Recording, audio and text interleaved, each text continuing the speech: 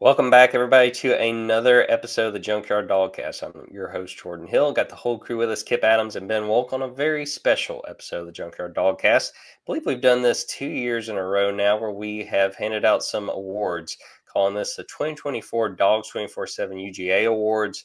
We're going to go through some superlatives for several Georgia Bulldogs. We are each going to take our turns talking about why we would give this award to a specific Georgia player.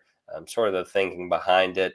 It is interesting this time. I went back and listened to last year's episode, and essentially the season was over when we did this around Christmas time because Georgia had lost the SEC title game. They weren't still in the hunt for the national title. So there's still some intrigue that goes with what could still happen. And we made sure to throw a question or two in there relevant to what could happen in the college football playoff with what is left of Georgia's season. I do want to say this at the top for people listening that we were recording this ahead of time because of the holiday season, because of travel. We figured it'd be a good idea to go ahead and do this. So if we start talking about a specific player and you're listening and you go, well, why didn't they mention this? Or this guy's in the transfer portal, that sort of thing. That had not happened by the time we were recording this. So I just wanted to explain that at the top. All right, let's jump into this with, as we were discussing before we started recording, perhaps the hardest one of these to give out. It is offensive MVP. I think you could go a few different ways with this one. I will be the first to go. So each of you guys can either, go with my answer or decide that, oh yeah, he did not make a good case and going elsewhere. I'm going to give it to Carson Beck. Now, I know that he did not play well at times this season, but at the end of the day, I felt like this offense went as Carson went. I thought that, he had his struggles in the middle of the season, but I still think he got more blame than he deserved. I think that this wide receiver room was really one that underperformed for the better part of the season. And, I think that there are certain things they could have done better as a whole on offense. It seemed like it took them a long time to get the tight ends more involved. It seemed like that the run game was lacking at times, and Trevor Etienne being banged up certainly didn't help on that front. But I'm giving it to Carson Beck. Through 13 games, 64.7 completion percentage, 3,485 yards, 28 touchdowns, 12 interceptions. That interception total a lot higher than we anticipated, but I'm still giving the award to Carson for what he did, for how he came through in some big moments, and how he was able to overcome what were some real struggles, not only by himself, but also with some of the guys around him. So I'm going to throw it to you, Ben. Who has been Georgia's offensive MVP through 13 games? Well, some people listening to this might be surprised, but I'm going to agree with you. And I think that I hope that Kipp zigs while we zag potentially, but there's just such a strong case for Carson because, one, like you mentioned, I mean, to think that if he doesn't get injured and he's able to play these next, 2-3 games, like he's looking at a 4,000-yard passing season. He led the SEC in passing touchdowns this year, which I don't have the data to know like which Georgia quarterbacks have done that in the past, but given as many opportunities as were missed for Georgia in the passing game at times throughout this year, or turnover prone moments that happened in the middle of the season, to still lead for Carson Beck to lead all SEC quarterbacks in passing touchdowns this year. Really impressive performance. And yeah, obviously the turnovers, he'd like to have all of those back, but I think to me, if you hear sort of a tone in my voice for why there might be some pessimism ahead of the college football playoff, it doesn't have anything to do with any belief that I have in anybody else or the rest of this team. I think that Carson Beck got Georgia out of a lot of situations this season because they had to say, hey, you got to go throw this 40 times.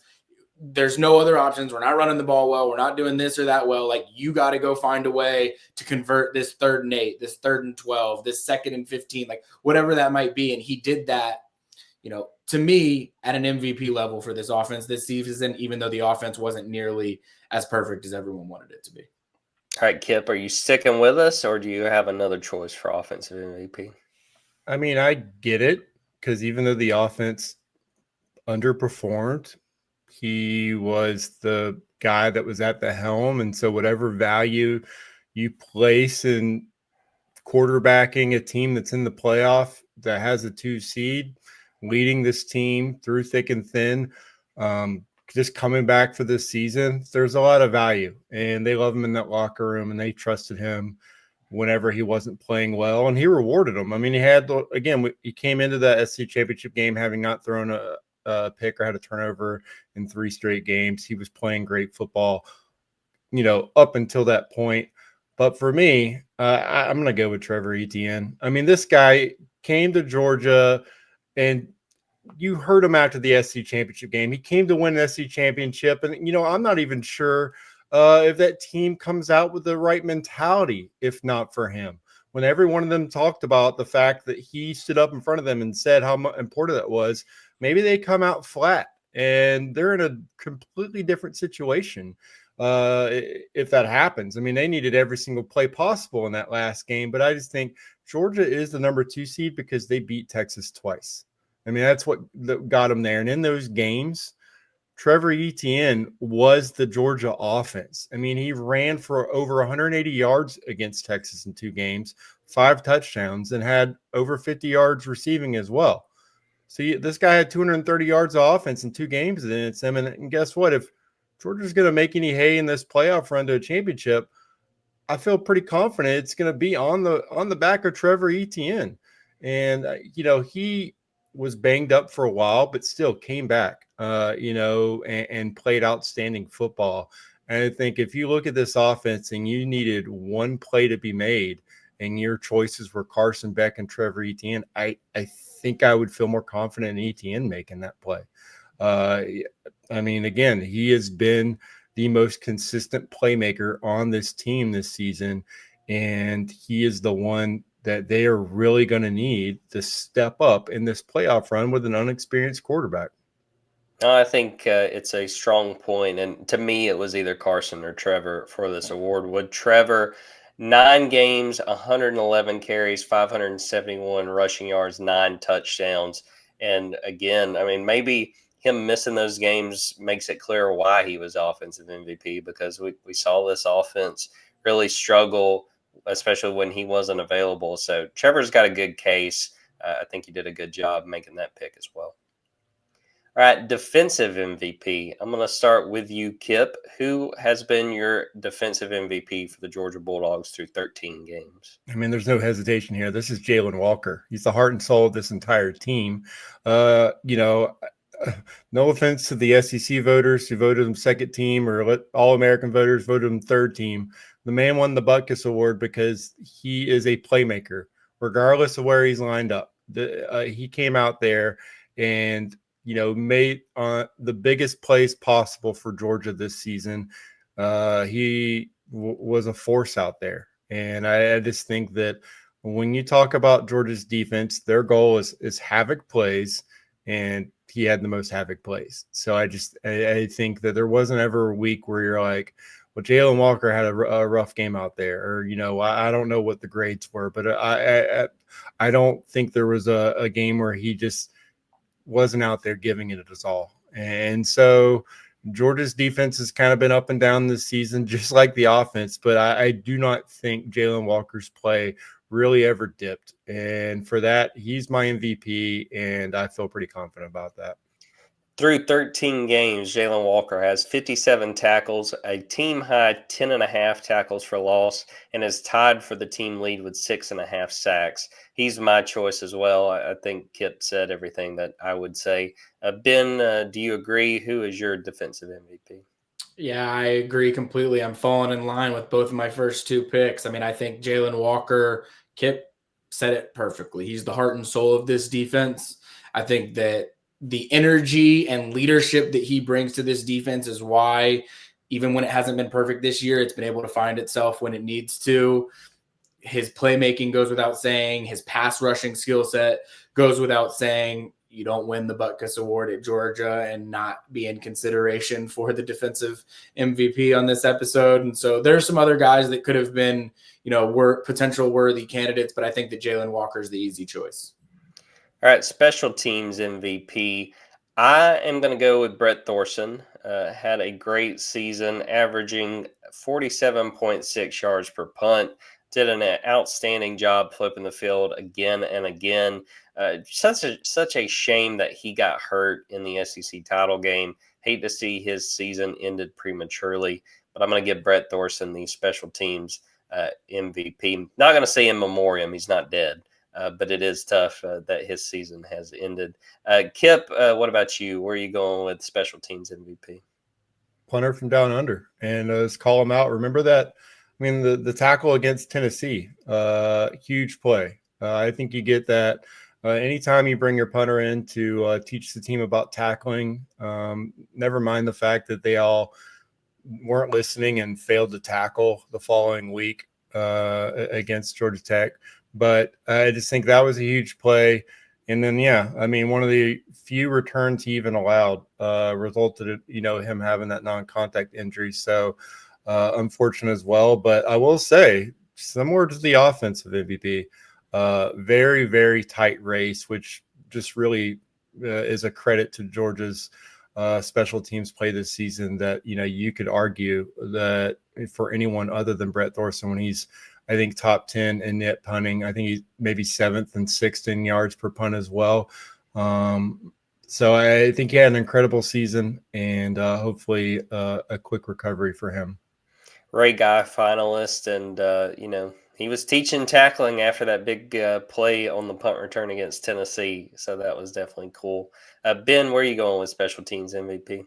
Well, I consider myself the head of the Peyton Woodring fan club, so I'm gonna give him my special teams MVP, and that is not to take away from Brett Thorson, who is a worthy candidate as well. But I feel like Peyton Woodring has made Georgia fans forget that college kickers are not supposed to be the most reliable people on earth. I mean, this is a guy that is 47 for 47 on extra points. He is perfect from inside 50 yards this year. 5 of 5 inside 30, 7 of 7 inside 40, 5 of 5 inside 50.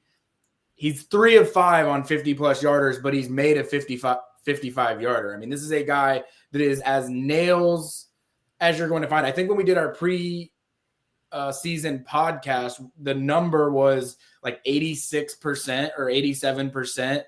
Or something like that. I think, Jordan, that you gave him as the over-under for whether he would, be above or below that percentage. And we all felt like it was just such a high percentage that it would be hard to go over that. This is a guy, he's 91% on field goal attempts so far this season. He's perfect on point afters.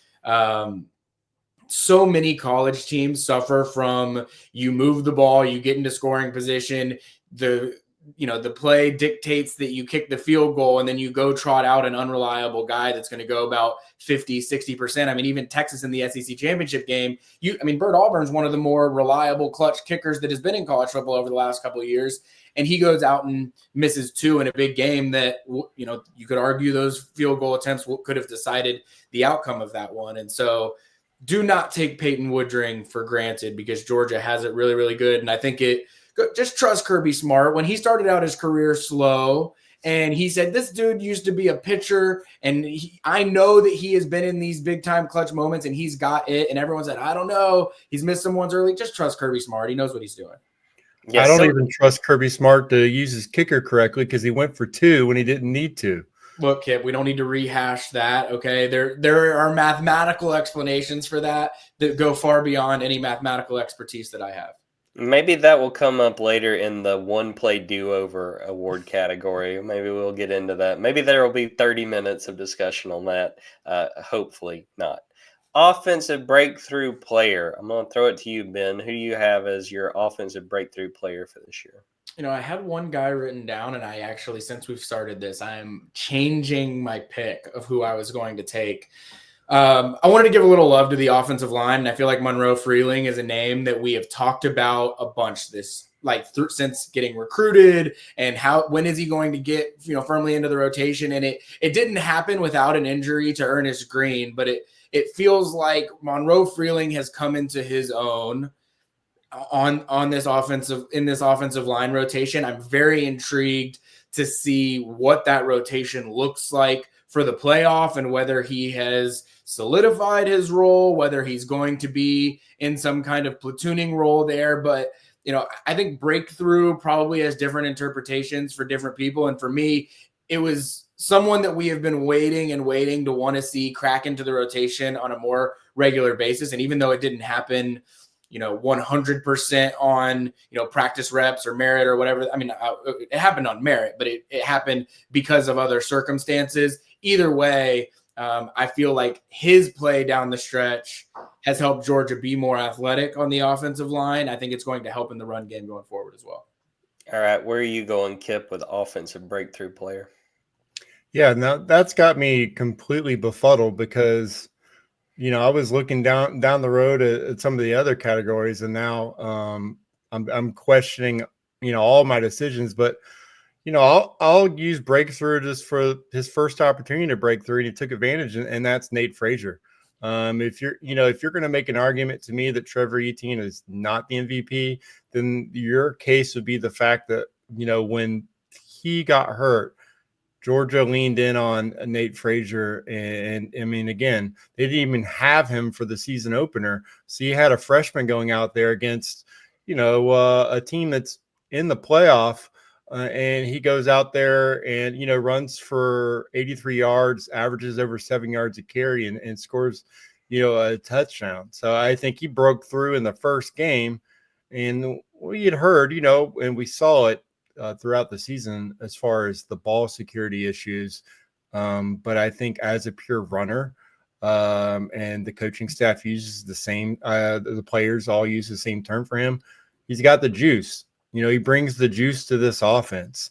And so I think anytime that you could run for or lead your team in rushing as a freshman, score 8 touchdowns, and basically average 5 yards a carry, that qualifies for me as a breakthrough candidate, even though we now have a little bit of blurring in the lines of a couple of these awards looking down the road. But again, I feel pretty good about him as a breakthrough player on offense because, I mean, now going into year 2, knowing you have that, you have to feel pretty excited about Georgia's run game.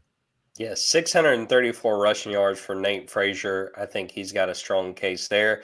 I think this is the first one where we've each had a different pick, and I'm going with Lawson Lucky. Lawson's a guy that got a lot of buzz before his freshman season in 2023. He hurts his ankle. He plays a little bit. I think he plays in like 4 or 5 games. He doesn't have the impact that we all thought he would. And then, Ben Urosic comes in this offseason, and we're kind of going, man, did Lawson Lucky get jumped in this, tight end room? And, Urosic played quite a bit, but, man, Lawson, I think, has flashed. I think he's been the most consistent pass catcher of these tight ends. We're coming off of a game in the SEC title game. I still have no idea, guys, how he made that catch and got that toe tap. That was incredible.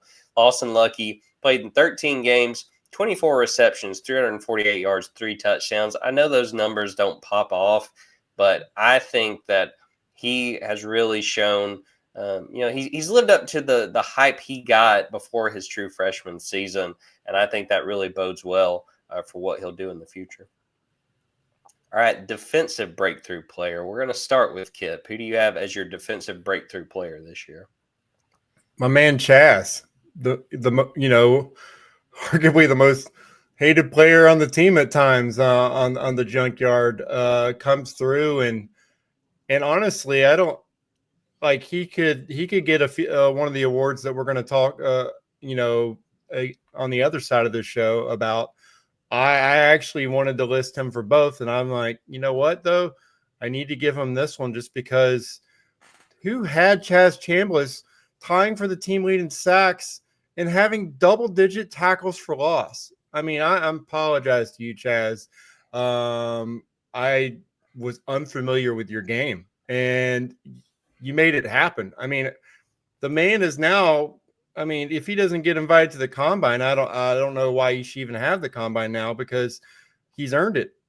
He's been a playmaker this year and had some huge plays when Georgia really needed it most, and really balanced out the this linebacking group, the edge position as well. So I think he allowed Jalen Walker to get different looks when Michael Williams was banged up. And then when you had all those guys together, It really helped him make more plays as well. So outstanding season from him.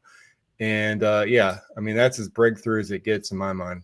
Yeah, I think that's a great choice. 37 tackles, 9.5 tackles for loss, second behind Jalen Walker, tied with Jalen Walker for the team lead with 6.5 sacks. I mean, he's been fantastic. And even when he's not had like a sack or, made the play himself, you see him putting guys around him in position to make plays. I think it was in the SEC title game that he had a pressure that sent Quinn Ewers up the pocket and Michael Williams made a sack. I mean, Chaz deserves so much credit. And as Kipp mentioned, I think he's going to come up again with an award later on in this show. Ben, who are you going with defensive breakthrough player? Well, I'm going to go with a different player, but for a lot of the same reasons. I'm going with Dalen Everett. I think that he was someone that caught a lot of heat last year. And again, this sort of depends on what your interpretation of breakthrough is. I mean, this was a guy that started at corner for Georgia's entire 2023 season. So you could make the case that he broke through last season, but I'm interpreting it more as breaking through, I guess, some of the false narratives that exist out there about him. I mean, much of the same reasons that Kipp brought up Trevor Etienne as the MVP for offense because of what he did in those Texas games. I think you got to say the same thing about Dalen Everett. I mean, the two best games of his college career came in the two that Georgia really had to win this year to be able to secure the 2 seed. And so, he obviously forced the key turnovers in multiple different ways at Texas. He had some key interceptions in the SEC championship game as well, but you don't hear much six criticism on the Junkyard these days. He has by and large put to rest any type of criticism. Now, part of that, he's been helped out because they've been able to, send their annoyances at other defensive backs at times throughout this year. So he's been able to offload some of that to some other guys. But I think you felt talking to some of the guys after the SEC championship game about, you would ask a relatively harmless question about Dalen Everett, and they would, without even realizing it, almost acknowledge we don't listen to some of that stuff, off the field. And it's like, well, I didn't actually ask about some of that stuff off the field, but it helps, paint the picture very well of all right, he's caught in much more disrespect from Georgia fans over the last 2 years than has ever been warranted. And I think that he's put most of that to bed at this point. Yeah, Dalen, 53 tackles, 3 interceptions, 2 forced fumbles, 2 tackles for loss, and a sack, and just outstanding in the games against Texas. I mean, just took those games over. I'm really glad we keep having differences of opinions with these, because my defensive breakthrough player is Dan Jackson. Guys, this is a guy that I didn't think was coming back for 2024. And not only that, during the Orange Bowl and all that, it never crossed my mind to ask anybody or go track down Dan and ask him if he was coming back, because he hadn't really been a factor. And he comes back, uses his final year of eligibility, and has been outstanding. Has done a great job, has been just hell on wheels getting up to stop, helping run support. Had one of the plays of the year, which we'll talk about later, when he forced the fumble on Haynes King in the Georgia Tech game. Looking at his stats, 60 tackles, 2 interceptions, a tackle and a half for loss, 3 pass breakups, the forced fumble that I just mentioned, and he blocked a kick. I can't remember what game that was. It was right before halftime. Was that Mississippi State? Am I remembering that right? So yeah, Dan Jackson, again, I thought, an afterthought, a guy that probably wasn't going to matter in his last year of eligibility. And he's done an outstanding job in the backfield or in the back of that secondary. All right, freshman of the year. I'll go first because it's a guy that Kipp already picked, Nate Frazier. I mean, being forced to start in his collegiate debut against Clemson, has had a great season throughout. Was especially big when Trevor Etienne got hurt in that Florida game and the games that followed, having to rely on Nate. Still got to work on his ball control. Probably not going to see him gator chomp anytime soon after that happened down in Jacksonville, but he's been huge. And he's one of those guys where it's hard to kind of imagine where Georgia would be without him, because he's taken so many big snaps and done such a good job. Ben, who is your freshman of the year?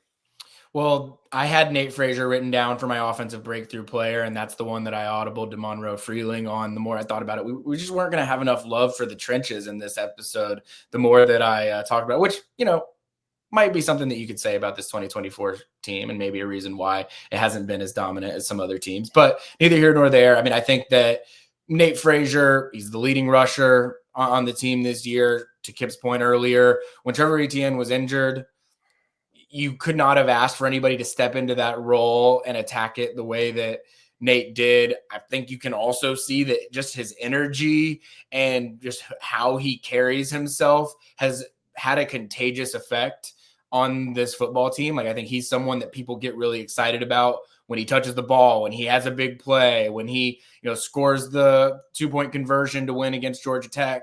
Like, you can just tell people love playing with him and for him and alongside him. And so to have a freshman with that kind of demeanor and productivity in year one, it's hard for me to go with anyone else for freshman of the year. Kipp, make sure and unmute and give us who your freshman of the year is. But you know what? I actually had somebody else already penciled in, so I don't have to zig or zag here. I have KJ Bolden, a guy that, again, got asked to step right into a prominent role, finished with 54 tackles, 5th on the team.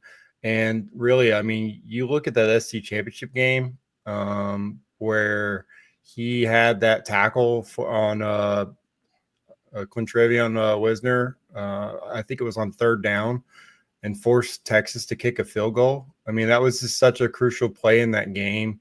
And the fact that, he led the team in tackles and that went over Tennessee, that was a big game for him as well.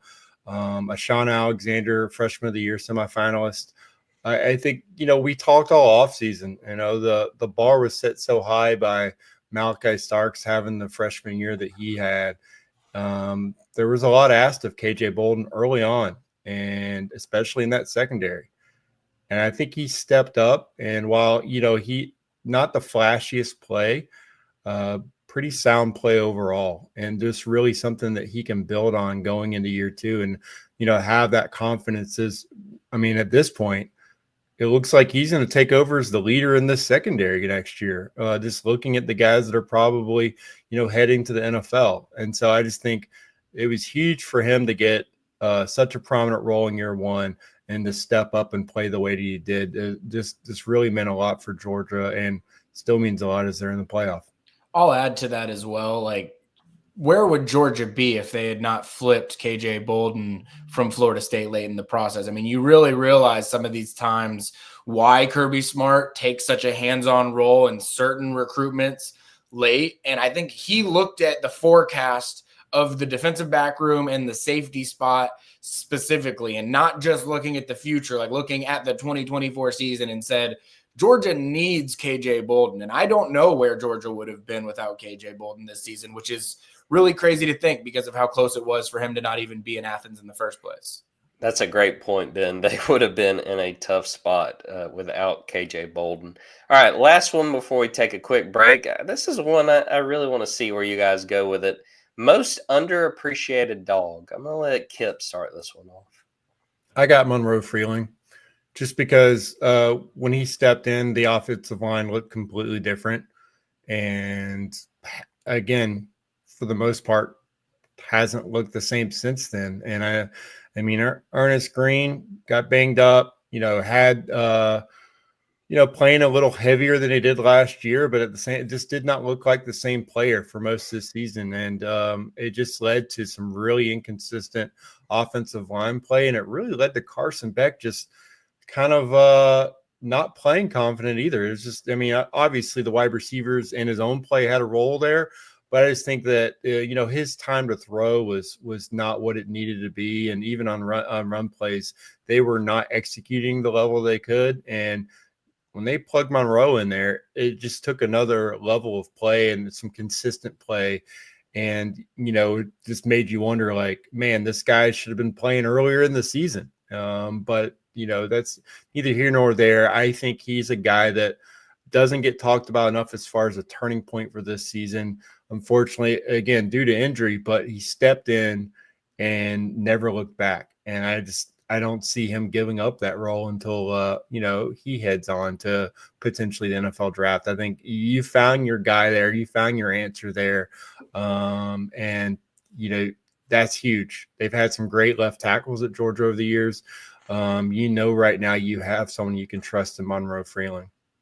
Ben, where are you going with most underappreciated dog? Well, I don't know about you, but I interpreted this as which players have the Junkyard at Dogs 24/7 disrespected the most throughout the course of the year or previous years that they have not, followed up with the same level of energy on the other side when they've started to play as well. And so, Kipp obviously took my offensive breakthrough player for his most underappreciated dog.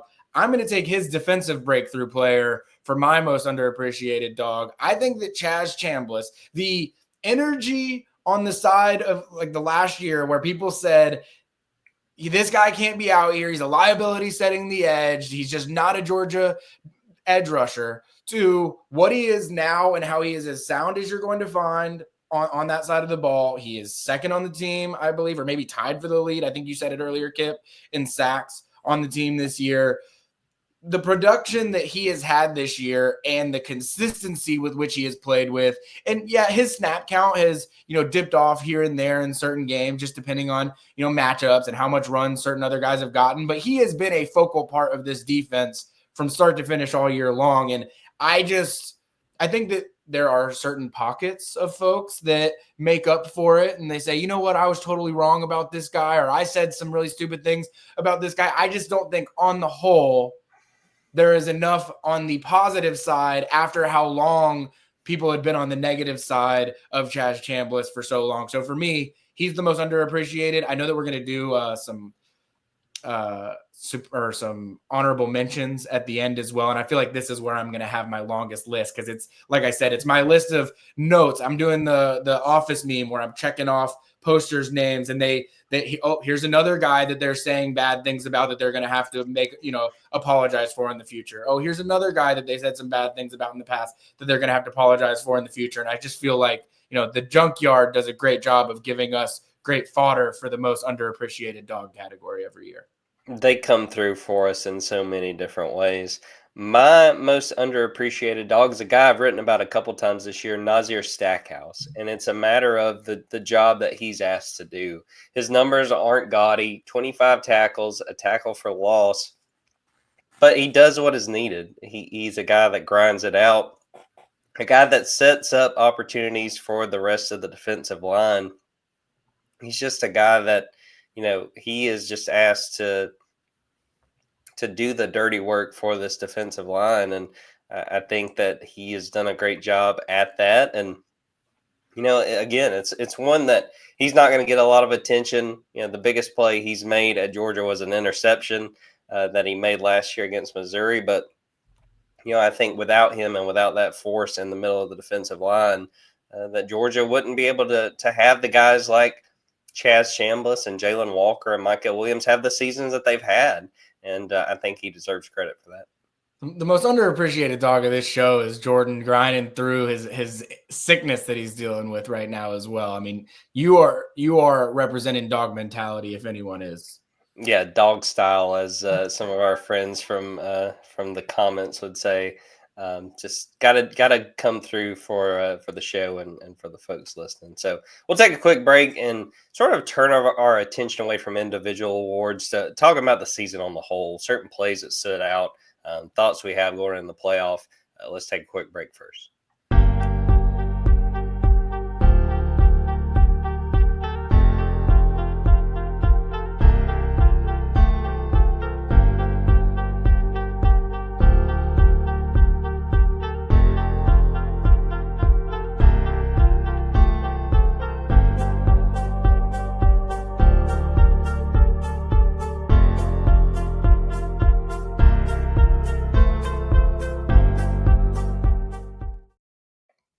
Guys, I don't know if y'all feel this way about some of these awards, but I felt like going back and looking at 2023 with some of these that we did then, that there were some obvious answers, and then with these, I feel like you're kind of trying to figure out, what exactly is the best answer.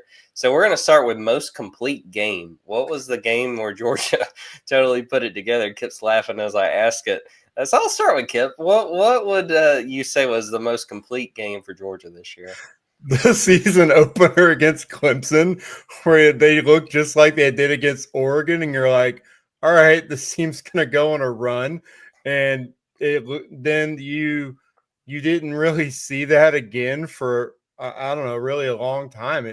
We kept going back and going, what is this Georgia team? We couldn't figure them out because we saw them dominate what is now, again, a playoff team, hold them to under 200 yards. And then, even Clemson, they went on a run after that where they were just putting up over 40, like 50 points a game for like 6 straight games. And so it made it even more difficult to figure out really if this Georgia team was for real, or if, the random like flaws you saw were actual red flags that would keep them from making it to the playoff.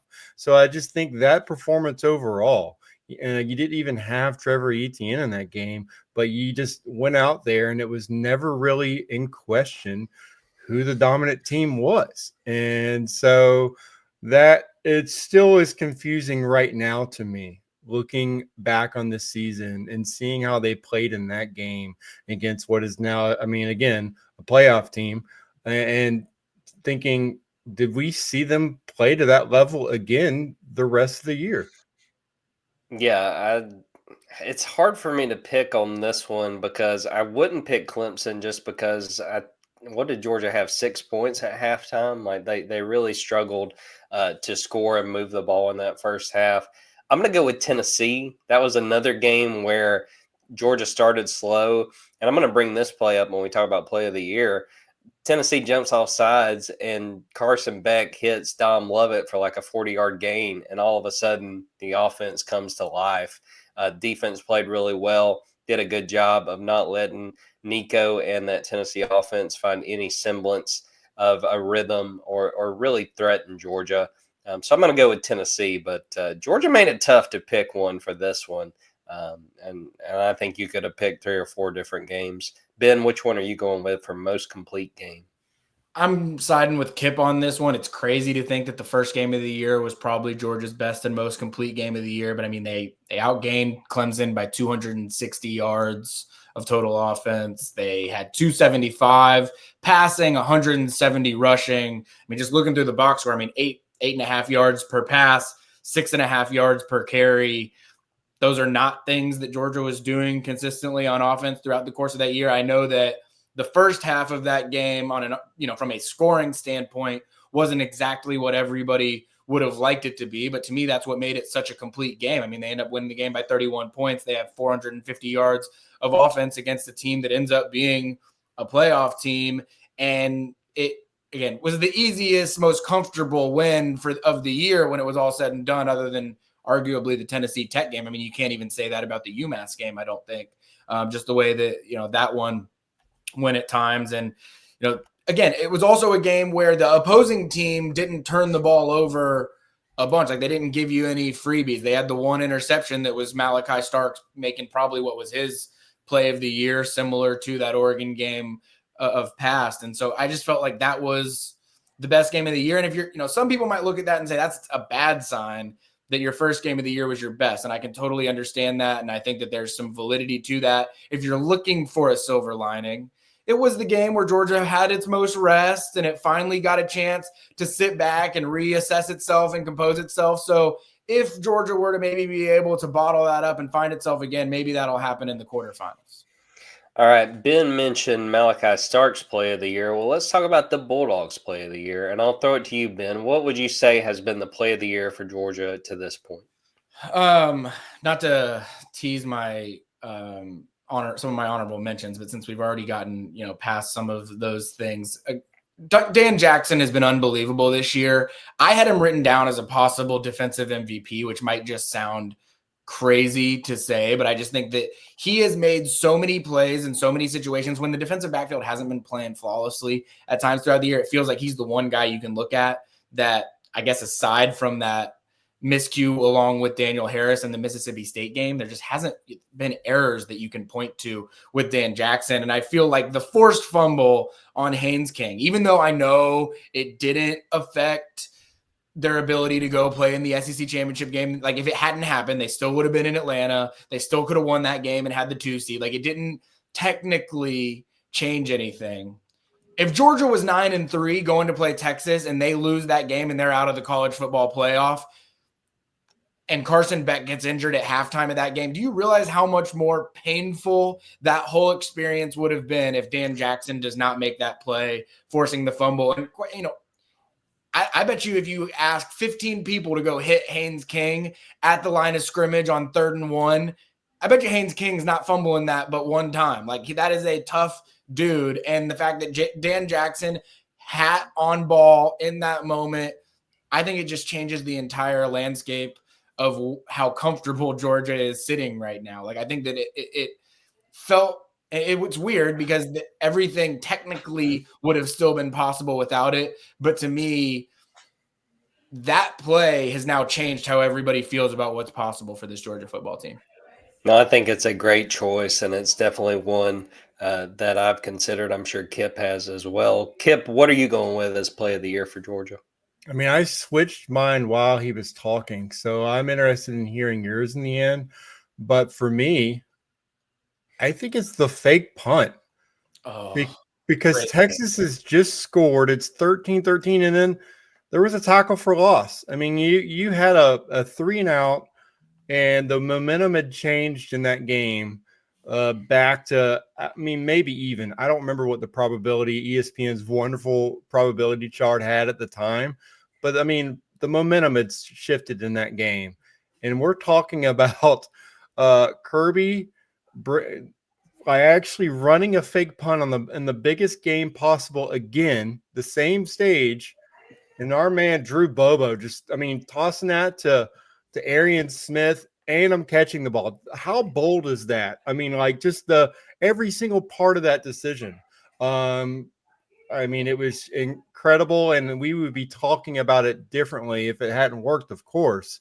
So I think we have to go back to like underappreciated and maybe give shout out to Kirk Benedict, because this special teams, how hard was it to pick the special teams player of the year? But then for me, for the biggest play of the season, in my opinion, to be a special teams play, shout out to him.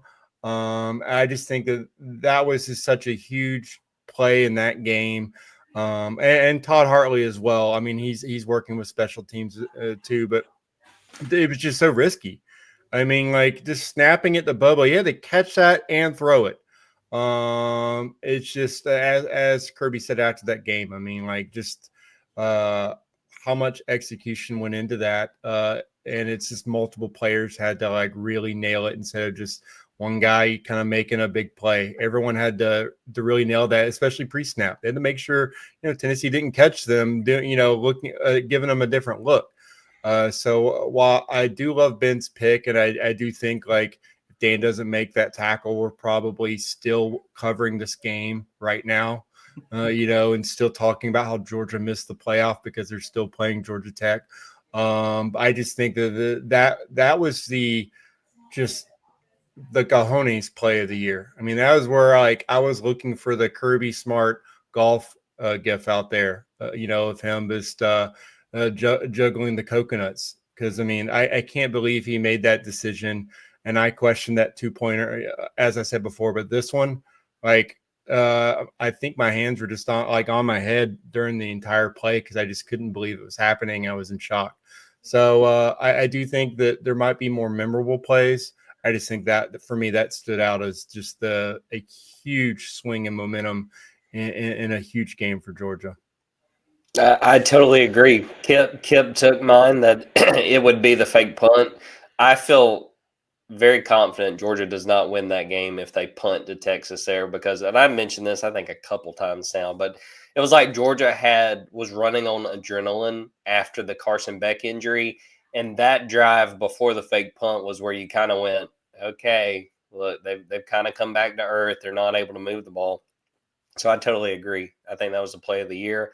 I think Georgia does not win that game without it, and Kirby Smart deserves so much kudos for making that call. All right, I agree, actually. I would like to also say that I agree. This is the first time all show that you all gave an answer that I did not even consider, and the second Kipp said it, I wanted to change my pick.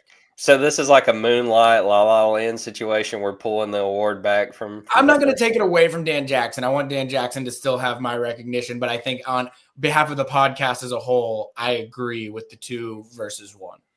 All right, your one play do-over, just one play from this season that you're like, if Georgia could, they would have it back. I'll go first, and it's Carson Beck's pass to Colby Young late in the Alabama game that gets intercepted.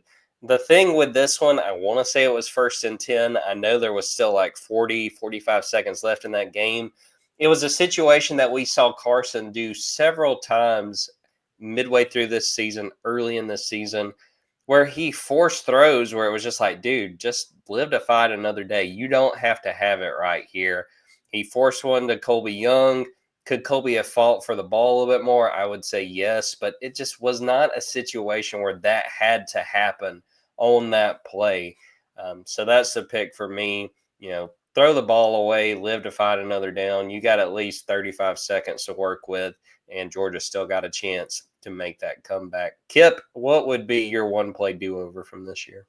It's definitely that play, and I'm trying to remember if Carson changed the play call at the line of scrimmage, but it was such a low percentage route to begin with. I mean, we've seen that play call on like 3rd down for Georgia a lot, and even then, we're just like, it's such a low percentage play call. Like if you're gonna get like, your fist in the air at Bobo, it's just that like these 50-50 balls to guys that really aren't prepared to win those battles. Like Dylan Bell, you're asking a lot of him to kind of win that battle on a fade. But I mean, it was 1st down. You had plenty of time.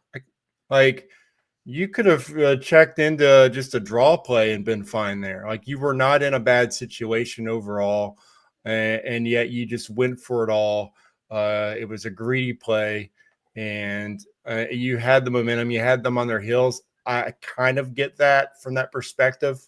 But at the same time, just go with what you've been winning with. And that hasn't been what that has not been a part of the offense, especially just the deep ball in general. It's just not what you've been doing. And you zagged when you should have zigged, and it cost you that game. And so I think you can look back at some other calls, and I think I have an honorable mention for that. But knowing that specifically, they lost that game kind of, on that play, I can't think of anything else that would really beat that out. Ben, you going with the same answer, or you got something different for a do-over? I've actually got a few different ones written down, and that was not one of them. But 2 in a row, you all have given great answers that I had not actually put into strong enough consideration. I'm going to stick with that game, though, and maybe go with the more basic answer. Going up, taking that lead after coming back from being down 30-7 and giving up that deep shot to Ryan Williams from Jalen. I mean, it felt like you were in the lead for 12 seconds. I think game time, it might have been 12 seconds, but in real life, it felt like it was shorter than that even, that Georgia was in the lead. And all of a sudden it was gone. I think that it's multiple on that. Like you don't want to give up the deep shot, but then once you give up the deep shot, you got to find a way to get him on the ground. You could make the case that if they get him on the ground, Alabama could have maybe iced out the game and Georgia never would have gotten the ball back. So that's a case to be made, I guess, for the Carson Beck choice on this one. But I just feel like the amount of internet fun that Alabama was able to have where they got the game taken away from them there at the last second, then they immediately just hit their 17-year-old freshman, and this freshman wide receiver, 17 years old, phenom, beating Georgia. And at the time, you got to remember, Alabama's undefeated. They're probably sitting there thinking, this is our year again, and Georgia just can't get the job done against Alabama, which turned out to be the case this year. But I just feel like that play, had Alabama found a way to make it to the playoff and by, some way, somehow won the national championship, like that play, I feel like would have just been ingrained into Georgia folks' heads forever. I think that's a good choice, too, for the do-over because, like you mentioned, Kirby said it after the game. It's one thing to give up the play, but you got to tackle after that play. And unfortunately for Julian Humphrey, a lot of Georgia fans are going to remember his tenure at Georgia because of that play. He was involved in that play. One word to describe Georgia's 2024 season so far, because there's still games to go. I said this last year, can't be a swear word. Ben, what is your one word to describe Georgia's season at this point? Well, I don't think that my word's going to change based on what I expect to happen moving forward. I think that this season has been exhausting.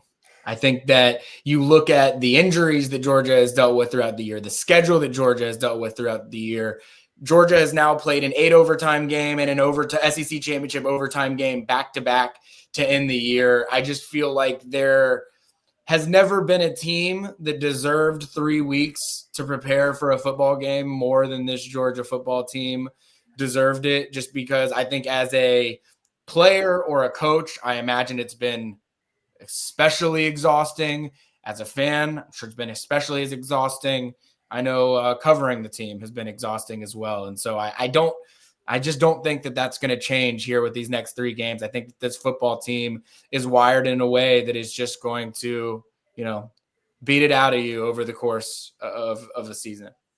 Kipp, what's your word for this season at this point? I'm not going to change it, but you couldn't have given a better answer than what Ben gave. So I'll just pick something else just for second place. But for me, drops. I mean, anytime you can lead the season, lead the nation in a category for a playoff team, usually think it's just going to be something incredible, like passer rating or tackles for loss or scoring defense. Georgia's done that plenty of times when they've made the playoffs. But I cannot believe Georgia found a way to lead the country in drops and by a wide margin. I don't even remember what the number 2 team is, but I'm not sure another team broke 30. But granted, I get it. Like, this team has thrown a lot of passes. They have asked Carson Beck to throw, and now Gunnar Stockton to throw a lot. But it's just mind-blowing to me that when you recruit at the level Georgia does, and you've got some talented guys in that room, we had to stop talking around game 4, maybe game 5 about, Brock Bowers and Lab McConkey aren't there anymore. And then it just became like these guys are dropping passes and Carson's having to kind of overcome that as well while he's going through his own rut. That kind of became the storyline of the season, and it kept going. And I just have a hard time believing it's not going to continue going. So to Ben's point, it will be still exhausting. If Georgia finds a way to win 3 games, I think we'll still be talking about the fact that they overcame drops to do that. It's just baked into part of this offense. And I just never thought that would just be something that we're talking about Georgia having more than any other team in the country, when a couple of years ago we were just talking about, is this offense going to, enter the 21st century and discover the forward pass? And now we're like, well, maybe they should have never discovered it. Maybe they should go back to that 2017 offense and just run the ball 40 times a game and let the chips fall where they may. So I'm just going to go with drops because it's just a shocker to me that happened this season and that they're still in the playoff. I really like exhausting from Ben. Mine's along the same lines, agonizing, because while I was sitting here, watching Georgia this season has been like watching an escape artist, where it's like a Houdini act that's like chained up and you throw them in, a vat of water and they got to find your way out. And you're just like, there's just no way. I mean, how many times, like the Georgia Tech game, when Georgia Tech drove down and made it, I'm trying to remember the score. It was like 27-13 with like 7 minutes left. I'm like, all right, it's over. Like, they just lost this game. There is no way. They haven't moved the ball at all with consistency in this game. And you're telling me that they're going to go score 2 touchdowns in like 6.5 minutes? Like, yeah, right. And then they did it. And there was just over and over again where you just saw this team. Because, like, if we were being a little more positive, I would say, like, resilience. and that's something they talk about, and it's fair. But like to watch this team has just been agonizing. You're just like, how do you keep doing this? And again, I bring up the description that I've used a few times in this season, where it's like, man, this student could be like an A student if he just applied himself, but he'd rather have to stay up until 4 a.m. finishing a project or pull an all-nighter to study.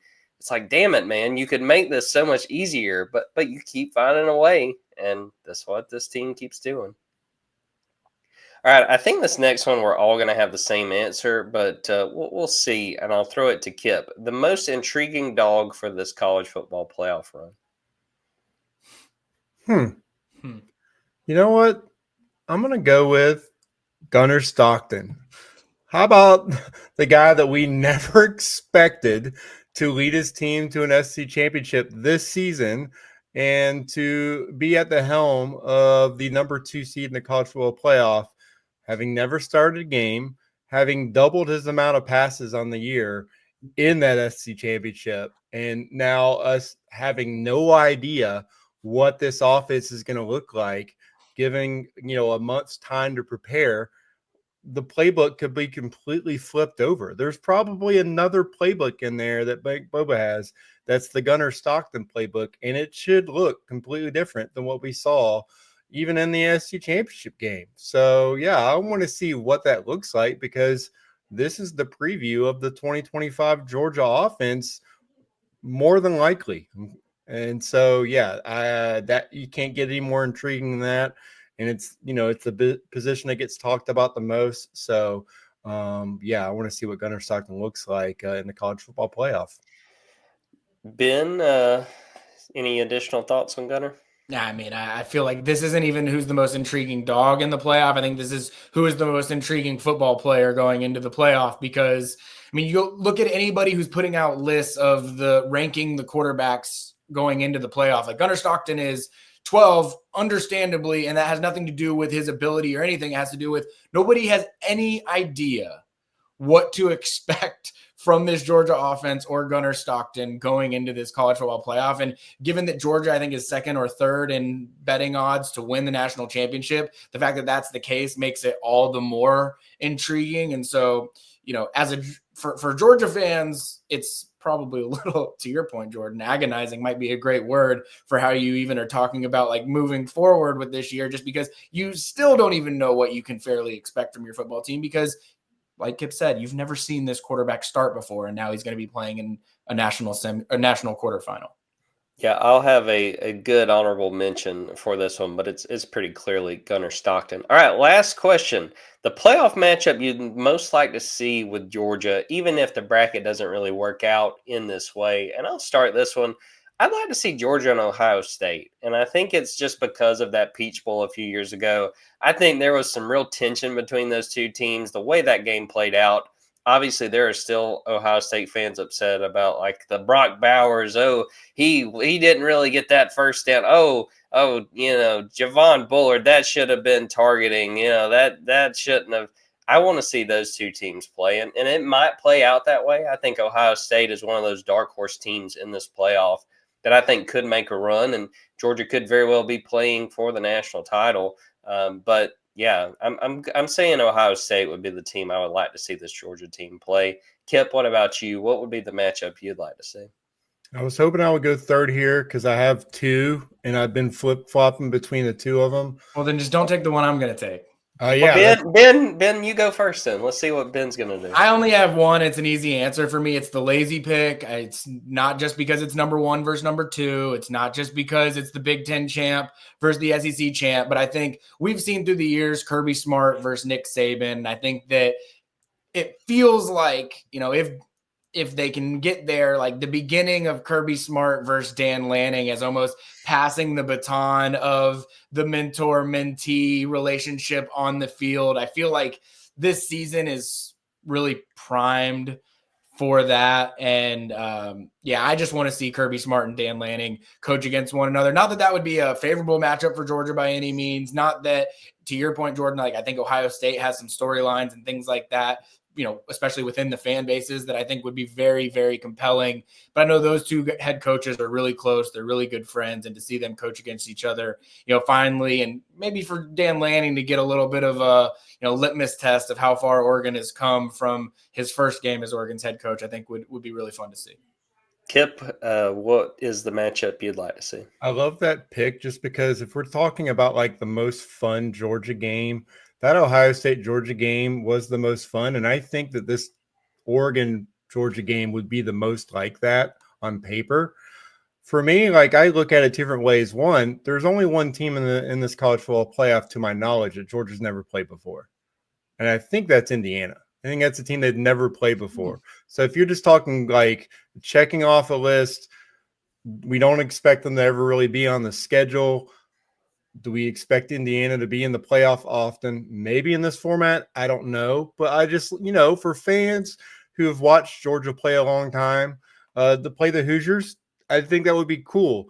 But for me, I just love like just individual like matchups. And I just think seeing Georgia matched up against a guy who had a very strong argument for the Heisman and Ashton Genty would be really cool to see. And it could happen. But for them to play Boise State and see, okay, this guy's going to line up and get like 25, 30 carries, Derrick Henry style. Can Kirby Smart coaches like get his defense prepared when that guy's going to touch the ball more than anyone else in this football game? For me, I just from a individual player perspective, he's the best player in this college football playoff with Dylan Gabriel right there, but. I just want to see what Georgia can do against an elite running back in a high stakes game. You were right, Kipp. Georgia and Indiana have never played, so be treated to a little Tom Crean Bowl if it winds up playing out that way. All right, we've covered all of our questions, but we did want to do some honorable mentions because there were several that, as you could tell as we recorded this, kind of went back and forth. I'm going to throw it to Ben first. Give us some of the honorable mentions of these awards and what's sort of sticking with you after the fact. Well, through the first several, I think that one of us hit on anybody that I was going to have as either my choice or an honorable mention. But I'll just start with the most underappreciated dog, just because this one for me was like basically me getting to do my homework on our most active posters on the Junkyard and remind them of some things that they've said. I want to start, and this might be a weird choice, but I want to start with Carson Beck. I think that, especially if he doesn't play again, I think he will go down as one of the more underappreciated Georgia football players that there's been. I think I see some head shaking, and I think there's going to be a lot of people that hear that and have some head shaking going on wherever it is that they're listening to. But I think some of the things that we've said about why he was MVP, and, there would probably be pushback on whether or not he should be MVP. And I totally understand those things. But to lead the SEC in passing touchdowns, to be basically the first Georgia quarterback that I can remember that was being asked to throw the ball 40 plus times on a regular occurrence. There was so much asked of Carson Beck on a team that I think had an offensive line that wasn't as pro talented as some past Georgia offensive lines, a receiving core that I don't think was as pro talented as some past Georgia receiving cores, a tight end room that I actually think on the whole did really, really well this year. And they really came together later in the year, especially. But you also lost the best Georgia tight end that there will ever be from last season. And for him to step into that and still find a way to go for 3,500 yards, find a way to go for 28 touchdowns. I think that because of the way that things went from a turnover standpoint, no one's ever going to fully appreciate Carson Beck because he's not probably going to have a chance to change the record on that. And so that's a big reason why I say that is just because I don't think that the stock or opinion on him is going to change. Really, the only way that it will change is if Georgia goes and has a complete offensive dud in the quarterfinal and you say, man, we really underappreciated Carson Beck. That might be the only way. And, I hope for everyone listening to this that doesn't happen. I will also give another one that I think is going to be perceived as a little bit weird. I think Arian Smith is underappreciated. Now, I think that when he is being, I guess for lack of a better term, disrespected by some people on our board, it's not always completely unfair. Like, he has a drop issue. There's a reason why Kipp had the word for the season as drops. Like, this team had a drop issue, and when you bring up Georgia receivers and drops, Arian Smith is going to be the first name out of every single person's mouth, and I totally understand that. He's also 83 yards per game away over the next 3 games from being Georgia's first 1,000-yard receiver in 25 years, which is insane to think about the fact that Arian Smith, of all the backlash that he gets, that he could be the guy that breaks that. Now, again, he's got to be productive, and Georgia has to play 3 more games probably for it to be realistic for it to happen. And that will be on a 16-game sample size, not on a 12-game sample size. So I'm acknowledging all of those things, but still, I just think that he's someone that, because of his mistakes, doesn't get fully appreciated for some of the things that he does as a receiver. He's someone that probably could have been brought up as a special teams MVP just for some of the things that him and Dom Lovett and others do as a gunner. I mean, he had a play in the Texas game in punt coverage that I thought was one of the plays of the game, because Bolden has had a tendency to return some punts throughout this year, even on Georgia, which is rare. And Arian Smith prevented that from happening in a key situation. So he's someone that I wanted to call out as well. And then the third one that I'll mention on that, Ben Urosic, I think that somebody else mentioned him at one point. This was a guy everybody wanted benched at the beginning of the year. They said, what was Todd Hartley thinking bringing this guy over from Stanford? You've got other guys in your room that are going to be good. Like, you're expecting this guy to be, next man up at tight end. And then he wasn't early on, but he is someone this back half of the season has really turned it on. Georgia relies on him in blocking whenever they've got 12 personnel out there. Ben Urosic is usually on the field. He has become a more comfortable target for Carson Beck. I don't know what that's going to look like for Gunnar Stockton, but he was someone that Carson Beck, really dating back to, I would say, the Tennessee game.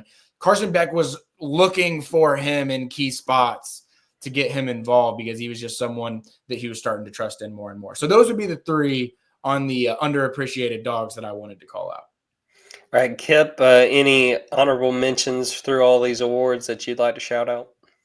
Well, I'll start with most complete game. I don't think it got mentioned, but I do think the win at Texas. Again, a place Georgia had never played. Everyone was counting them out now, or at least a lot of people were saying they're coming off that Alabama game. How's this team going to go against then the number 1 team in the country? You could make an argument that that was Georgia's most complete game just because of what that defense did. I mean, they wrecked both of Texas's quarterbacks, and we're talking about first-round picks on both offensive tackle positions. But Quinn Ewers and Arch Manning, I mean, again, they were running for their lives the entire game. Texas got nothing going, offensively, and Georgia was able to win a game by multiple touchdowns that they were not even favored in. And, they were the underdogs against Texas both times this season, but that was obviously the stronger of the 2 performances. And a team that really didn't, they were horrible against the spread this year. I think they maybe beat the spread 4 times. The one game, the first game where they're the underdog and they go out there and dominate, I think really should have been more heavily considered by myself for most complete game. And then I guess the play of the year, I kind of have like a cheat answer. I just think that Gunnar Stockton run, where he just holds on to that ball. It's kind of like that segue between that happening and you have like Cell Saga Gohan walking out there for a Dragon Ball Z reference with his arm just dangling out. And people wondering if it's even really hurt, but like clearly now we know it was an injury. He goes out there and just hands the ball and they win. But like, what if he doesn't get in on that play? What are you doing then? Are you just pulling Carson Beck out then and bringing another quarterback in? I just think that segue is like, you can't overlook the sequence of events there and how insane that was that happened. But like, just Gunnar holding on to that ball, it's right up there with the like Keely Ringo pick 6 on. If Georgia wins the national championship, they're going to have that Gunnar Stockton eyes rolling behind in the back of his head framed on their wall. Like, that's going to be a photo everyone's going to have, because like the man took the shot of the season and put Georgia in a situation to win the SC championship game. So that kind of stood out. And then to kind of be kind of a bummer, I also think if a backup for do-over. Georgia got that play call late, so late to him on the rollout that he threw the interception on that was almost a pick six. I just think that if you had one to do over, you either get him the play call in or you just have him killed, like just run a play at the line of scrimmage, because that was like just a play that was doomed from the start, and it was a horrible choice. But they also put him in a horrible situation by like just getting him that play. He doesn't have time to really look and read. You're asking him to roll out and read, and he obviously makes a bad read and a bad throw. But I think in that game against Texas, you want that play call back to give your quarterback a better chance for success in that one. So those are the ones that kind of stood out to me as far as my honorable mentions. I'm going to piggyback off of that, Kip, for one of my honorable mentions for play of the year. It's Lawson Lucky making the tackle on that pick, because where we are seated in the press box, that play happened right in front of us. And when he picked it, I'm like, that's a pick six. Like, it was set up where he had the blocking down the left sideline. And if you go back and watch the TV copy, Steve Sarkisian reacts like, we're about to have a pick six. And Lawson Lucky winds up getting over there to make the tackle. And I thought that was huge. A few other honorable mentions for me. Defensive breakthrough player. I was really hoping someone else was going to say this. Ty Ingram Dawkins. He's a guy that's been banged up pretty much his whole Georgia career. And he's a guy that I was just sort of like, it's just not going to happen for this guy. Like, he just can't stay healthy. He continues to have foot injuries. He's been fantastic. I think he's done a great job. Another guy I would also shout out on defensive breakthrough player, Warren Brinson. He has been a force to end this season. Been a great defensive tackle, especially with Christian Miller dealing with a shoulder injury. I think both of those guys deserve a shout out. Most underappreciated dog, I'll go to the offensive line. Dylan Fairchild has just been sturdy, has been great throughout this year. Just think about the injuries they've had to some of those other positions. Dylan's been able to play throughout the year, and he's been so reliable. I think Dylan Fairchild deserves a shout out. Looking through the other ones, your one play do-over. I hate bringing this up because it's kind of a bummer, but if Malachi Starks can make the tackle on the punt return that Brett Thorson gets hurt on, then that doesn't happen to Brett. But Malachi's the first guy to the returner, and he just whiffs. And the returner, I can't remember who it was for Texas, runs down the left sideline. Brett gets hurt. If you can have that, still having your Ray Guy award finalists out there to punt. I mean, I do think that it matters that Georgia's going to be dealing with a true freshman. It looks like both of y'all got some. Kip, I'm about to say the same thing Kip is, and I've been waiting to say it. So you just made the biggest point. How about going for a freaking field goal before halftime and not getting your quarterback? Kip, I've been waiting 10 minutes to say that. All right, I'm going to say it. Go, Ben. I think if you were to ask Georgia coaches what moment that they could have back right now in this moment, it would be that Hail Mary before the end of the half. Because one, you don't get the points out of it. Two, obviously Carson Beck gets injured. Now you don't really know what your situation looks like. I think it has complicated the entire transfer portal experience for them at quarterback this year. That was not something that they would have been considering at that point in time at all. So to me, I think if you were to ask Kirby Smart and Mike Bobo, what's your one do-over, it is that, and they don't think twice. They'll eat the loss. They'll eat the losses against Alabama. They'll eat some of the mistakes against Ole Miss. Like that, they can handle all those things because it wouldn't have ultimately affected the outcome. I think that they definitely would like to have that one back. But to not be such a negative, I don't want to end on such a bad, sour note. I'll say play of the year for me. And this is, maybe you could consider this do-over as well. And this is going to be a way out of left field option. But when Carson Beck throws an interception up 2 touchdowns in Austin, Texas, and all of a sudden it gets called for defensive pass interference, that then becomes offensive pass interference, and the officials have no idea what's going on. I don't care what anyone says. The highlight of my season, selfishly and personally, was being part of the trash experience on that field, having water bottles and beer cans being launched at me, regardless of the outcome. And maybe, Georgia would have probably liked an officiating do-over. I bet you the SEC officials would probably like an officiating do-over, whether that be they get the call right to begin with or them not change the call or do whatever it did. I'm sure they would like some do-over. But that moment, I think that was play of the year for me. Kip, did you have any additional thoughts on what absolutely should have been our one-play do-over?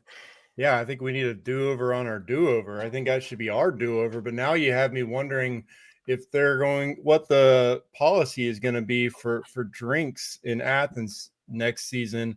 You might want to. I would imagine just even if it's 88 degrees and sunny out, maybe bring a poncho, because I could see a situation where people are throwing water bottles in the field just to for no reason at all. Because at this point, I mean, they're still looking for the person that threw the a water bottle in Austin. They haven't been able to find them yet. So, if anybody has any information that could help them in that investigation, I think that would be really helpful for them. But it worked out well for Georgia, and I love that pick by Ben. I think that's that was a play that we've never seen anything like that before. And if we're thinking about this offseason and potential changes, that could be something that, they take a long look at and go, we might want to avoid having something like this happen again.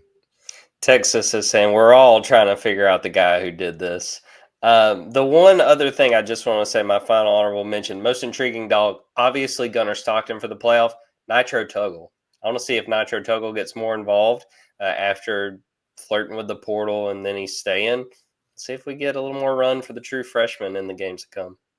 Also, you could potentially Nnamdi Agboko. I mean, we're just thinking about who are some guys that could fill in for Jaw Jarrett reps, which aren't, they weren't a ton of snaps, but they were enough snaps to make you maybe worry about it. And like, who would be next up? Like, who would be next up behind him, I guess, would be intriguing to me. And Nnamdi Agboko has gotten most of those snaps in garbage time this year. Shout out Drew Miller on the potential for a fake punt in the playoff as well. I know that's not a player that Georgia fans want to see a lot of, but at the same time, he was the number one punter in the country coming out, and was a hell of a quarterback as well. So let's see what Kirby has up his sleeve. And now, I mean, every opponent has to actually plan for any situation on special teams. So yeah, I think there's some intrigue in that just because of what we just saw.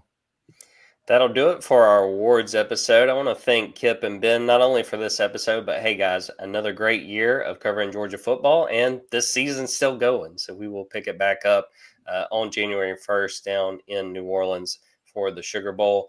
Thanks everyone who is watching or listening to this. Be sure to subscribe to our YouTube, subscribe to Dogs 24/7, follow us wherever you get your podcasts. Want to make sure and wish everybody a Merry Christmas and Happy Holidays. And until next time, take care, everybody.